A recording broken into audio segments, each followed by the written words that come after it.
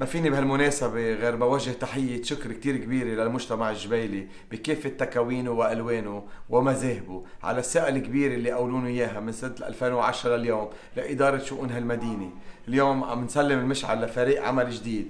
بدي أشكر كل الأحزاب، كل التيارات اللي دعمتني بطليعتهم: حزب القوات اللبنانية، حزب الكتائب، حزب التشناك، وطن الإنسان، وكافة العائلات الجبيلية. فعلا ما فيني ما استذكر ذكرى كمال إرداحي وصفاته القيادية والحسنة في إدارة هذه المدينة.